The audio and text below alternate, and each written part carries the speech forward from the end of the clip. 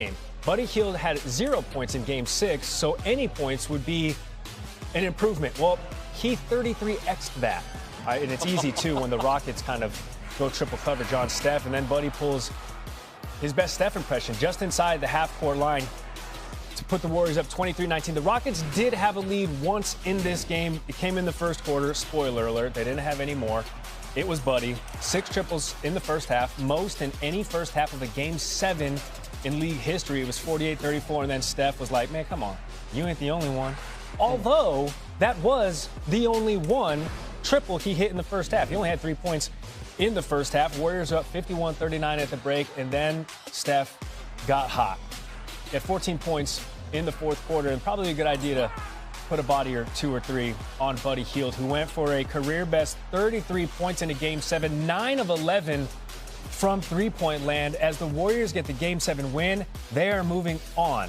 So for the Rockets, fortunately for them, their season comes to an end. Their first playoff appearance since 2020, ending with a first-round loss. Of their 6 lowest scoring outputs this season, 5 of them were against Golden State, including 3 playoff losses in this series in Games 1, Game 3, and Game 7. Senior NBA reporter Brian Windhorst joining the program. Wendy, fantastic to see you. Steph shining late in this Warriors win. Why is this performance standing out as one of his more memorable ones? I got to tell you, there was like a transposition here. It was Buddy Hield playing like Steph Curry and Steph Curry playing like a great role player. And I say that with great awe. Steph Curry with 10 rebounds, 7 assists, 2 steals, 2 blocks, and only 2 turnovers. There you go in 46 minutes. And by the way, I'm going to circle the 2 turnovers because the Warriors were turning the ball over like crazy. Steve Kerr was basically begging and pleading with them to take care of the ball. And so, yeah, Steph has a couple of great hoops down the stretch of the game. But the reason the Warriors were in great position here was his all-around performance. That was do what you got to do to win Game 7, Steph Curry. Even though his thumb might be bothering him, It was an awesome showing considering he needed a Game 7 performance on the road. 3 Warriors players were in double digits, 20 or more. It was Steph, it was Buddy, and it was Jimmy. And now they get the Timberwolves in the second round. Wendy, stand by. Randy, what you got? Well, I got that series wrapping up. This one's starting up. Top seed, Eastern Conference. Cavaliers hosting the Pacers there in the land, and the Cavs are down 6 in the third. But look at Jared Allen baptizing in the nourishing waters of Lake Finn to dunk on you. I've been there. Gets over Miles Turner. 70 paint points, most in a playoff game in the last 25 years. But Aaron Nesmith, part of a Pacers lead that ballooned to 12, their largest of the game. Here comes Spida Mitchell. 3-point shot wasn't falling for him. That's cool. Take it to the rack. Took 30 shots in this game, though. His teams are 1-5 in his playoff career when he takes that many shots. All right, Mitchell, no. Evan Mobley, 20-10. Get up, young fella. For the second time in his playoff career, 21-4 was the advantage in second chance points. But if you're a Pacers fan, it's like, yeah, we didn't miss very much. Miles Turner, part of a Pacer performance from the three-point line. They made 19 of them, second most in a playoff game in franchise history. Tyrese Haliburton said he was proud of the way the Pacers withstood the Cavalanche. That's good. Because they were up 12. Cavs came all the way back. After that 3, the Pacers have a lead, and they wouldn't give it up. They closed on a 20-10 run. Aaron Nemhard was 5 of 6 from distance. Mitchell trying to keep these Cavs in it, cutting the deficit to 3. Mitchell, 30 or more points in 8 straight Game 1s. Breaks Michael Jordan's record for the longest streak in NBA history in the playoffs. Nemhard, though, 23 points to lead the team. Is 7-10 from the floor. Haliburton went for 22 points, 13 dimes. He's got more dimes than a mall fountain. Indiana jumps up and takes Game 1. Out, you know you got the dimes? You do it with your teeth, though. Brian Windhorst is back with us. Hello, Brian. Cavaliers defense allowing better than 50% shooting from the field and from 3, Brian. To what extent could that be a problem here moving forward for Cleveland in this series? Yeah, I know there's going to be a temptation to focus on the fact that Darius Garland didn't play and that was the Cavs' loss, and certainly his health is a big factor. But this was a game that the Cavs lost at the defensive end, specifically these matchups right there. When Jared Allen was switched out onto Tyrese Haliburton, it happened a bunch of times during the game. Haliburton crushed them on that defensive strategy, making 6 out of 8 shots. In general, the Pacers are a tough matchup for the Cavs. I would say after the Celtics, the Pacers are the toughest matchup in the East, especially when Haliburton has it going offensively from an efficiency standpoint like he did in this game. The adjustments in this game, in this series, are not going to necessarily be about about Darius Garland's health. They're going to be, can the Cavs big men who have played this way all season effectively really do this against the Pacers and thrive? That is an open question after game one. All right, Indiana now. Summer. I don't think the company agrees. I think the company is, mildly happy that though Steph Curry will be continuing to play, but the Rockets, first off, I just want to put it on everybody's radar. 1 week from today, May 12th, is the Cooper Flag Lottery. And a lot of what's going to happen in the NBA this summer. And granted, we are in the thick of the playoffs, and I'm very excited about this second round, but this summer is going to be set up by a lot of stuff that happens next Monday. And the reason is because we have some highly competitive teams that are in the lottery that have a real shot. Two teams, Houston had the 9th pick with something like 10 or 12% chance of getting into the top 4, maybe 17% chance, and then 3% of winning the lottery. That team gets in the top 4. We're talking about something very interesting on a number of fronts. And then San Antonio, who is a falsely bad team because Victor missed a bunch. I mean, they're not great, but they had the last 2 rookies of the year. They've got 2 lottery picks. They've got like a 30-something% chance of being in the top 4.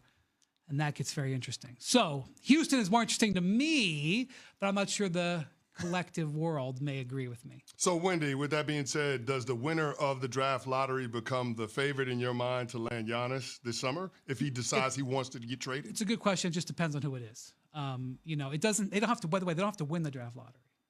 Like if you look at the Rockets, for example, they got this guy on their bench who isn't playing, who's an extremely interesting player. Reed Shepherd. Yeah.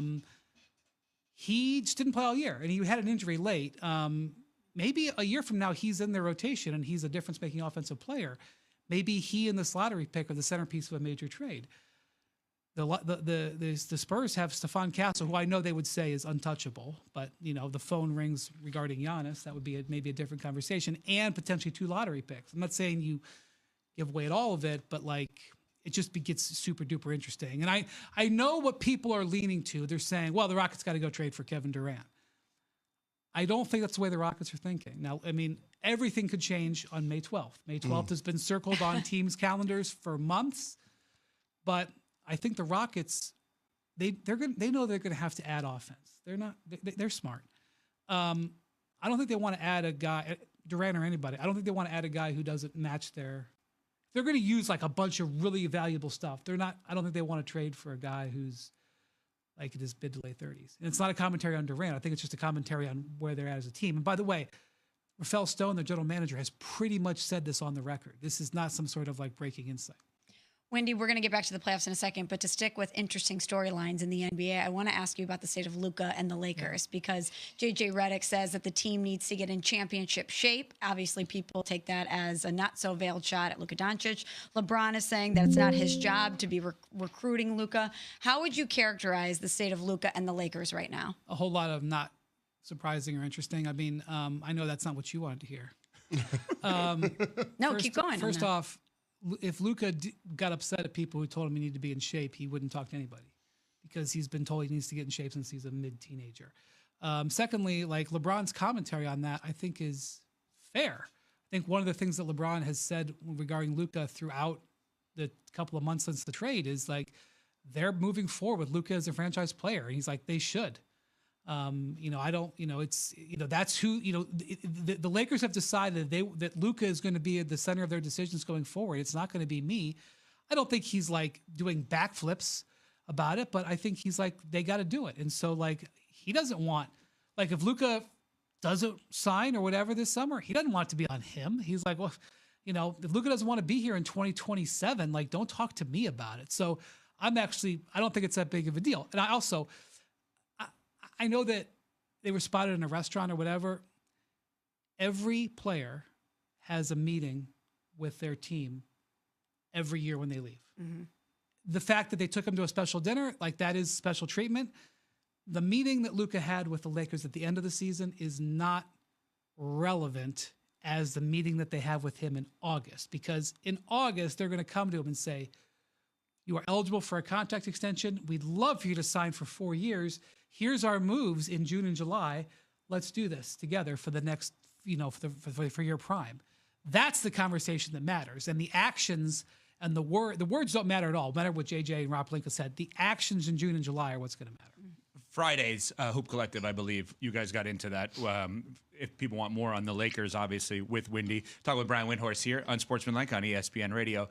I've said all along, and maybe I'll be wrong about this, this could be a play-the-result summer based on what Oklahoma City does. Let me explain what I mean. If Oklahoma City wins it all, which they very easily could. Well, not easily. You get what I'm saying.